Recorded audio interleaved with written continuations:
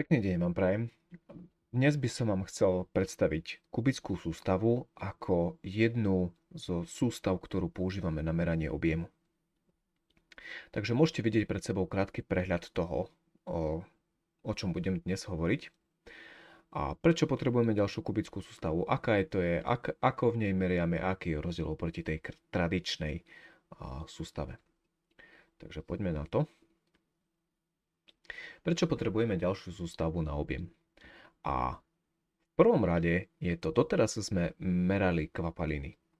A kvapaliny sa dajú dosť ľahko odmerať aj pomocou odmerných válcov. Ale čo ak by sme chceli merať pevné látky? Tak tam by už bol problém s tým, že môžete vidieť tu na obrázku, že dobre, mám nejaký odmerný válec, do ktorého sa mi vojde teleso, ktoré chcem odmerať. A ako by ste určili objem napríklad tohto kúska zlata napríklad?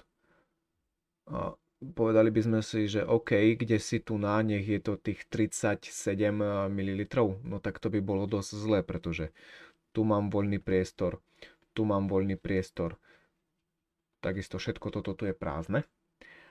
A zabralo by strašne veľa výpočtov a rôznych teórií, ktoré by ste sa museli naučiť na to, aby sme takto dokázali určiť objem tohto kvádra.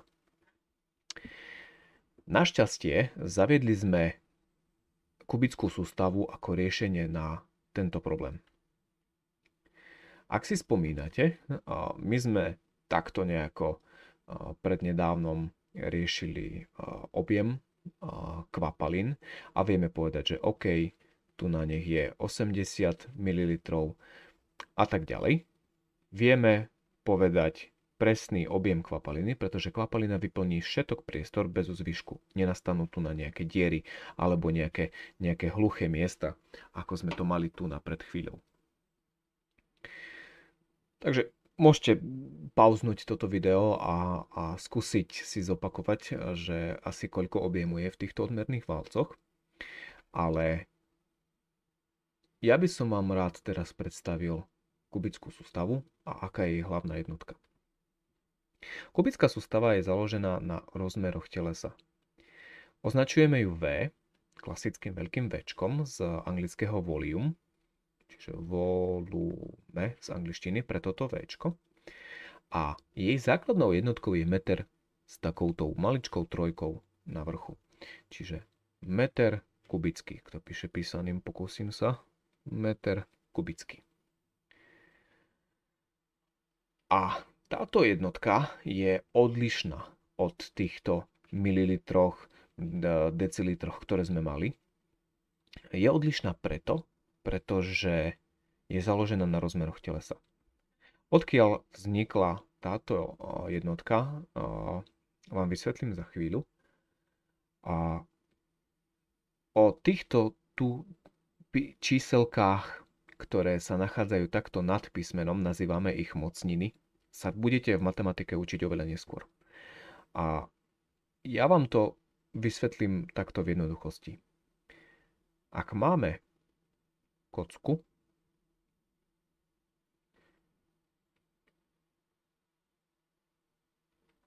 alebo akýkoľvek iný predmet, tak tá má rozmery v tomto smere, v tomto smere a v tomto smere.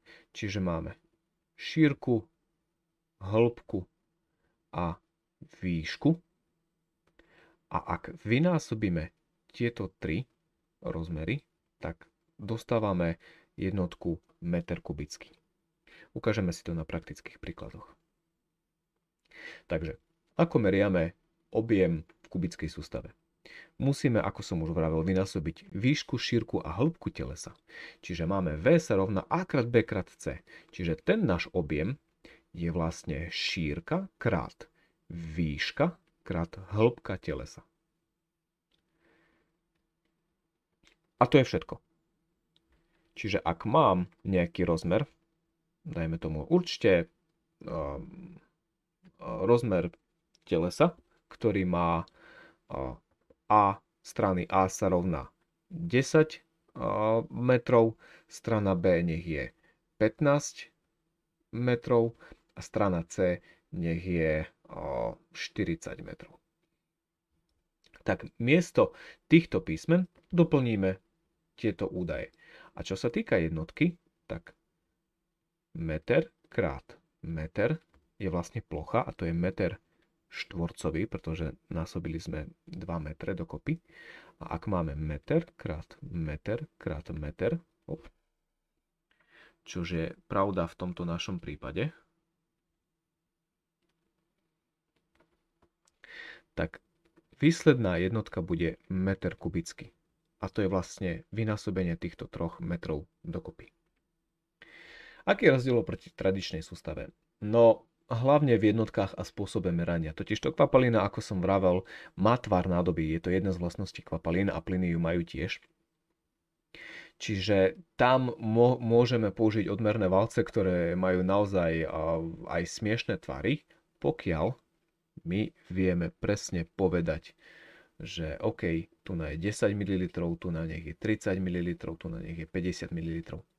Máme to odsiachované, vieme presne povedať, koľko tam je.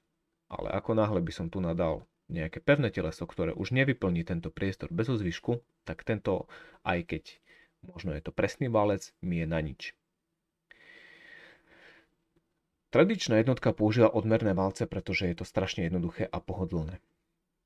Kubická sústava môže použiť aj iné meradlá, napríklad pravítko. A taktiež je tu na prevod 1000 litrov je 1 meter kubický. Možno si to ťažko predstaviť, ale ako sme mali tu na predošle, na objem toho nepotrebujeme odmerný válec, naozaj nám stačí pravítko, dobre 40 metrov, meter nejaký. To môže byť nejaká bytovka, dajme tomu. Takže, čo vlastne znamená, že 1 liter je 1000 litrov? No, toto tu je 1 liter a 1000 litrov, teda 1 meter kubický, je takto nejako porovnateľné. Čiže ak si zoberiete rozmer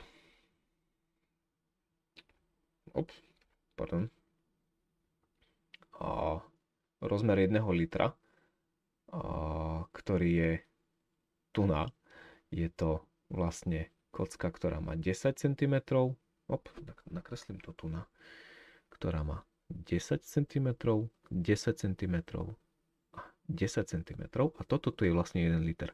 Čiže ak máme jednu kocku, ktorá je 10 na 10 na 10, tak je to objem 1 litra. A keď týchto kociek budeme mať 1000, máme 1000 litrov a to je 1 meter kubický.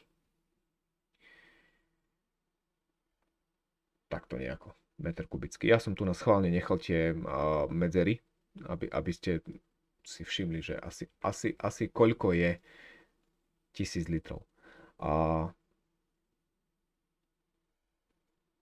V praxi to sú napríklad kubičné nádoby, 1 kubík, hovorovo mu hovoríme 1 meter kubický. A možno ich poznáte, sú to také biele plastové nádoby s kovovou konštrukciou, takzvané IBC nádoby, a tie majú štandardne 1000 litrov. Skúste si to šupnúť do Google.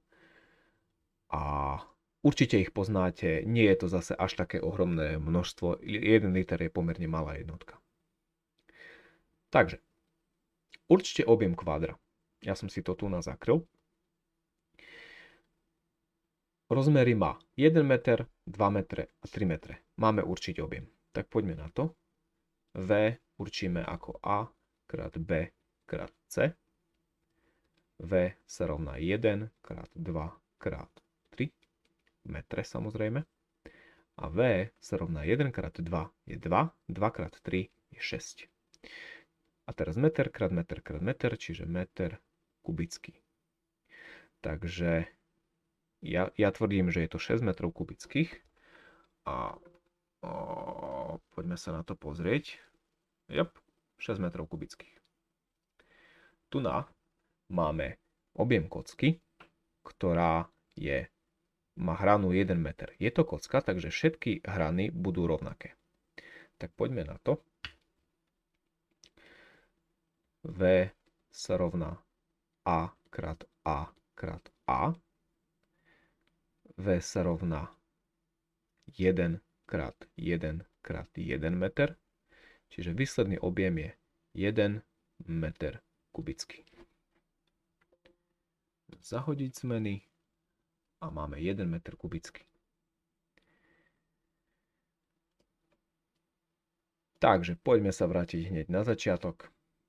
Prečo potrebujeme ďalšiu sústavu na meranie objemu? No, pretože aby sme vedeli odmerať aj iné telesá, ako sú kvapalné telesá. Napríklad kváder. Aká je to kubická sústava a aká je hlavná jednotka? Kubická sústava je taká, ktorou vieme odmerať pevné telesa.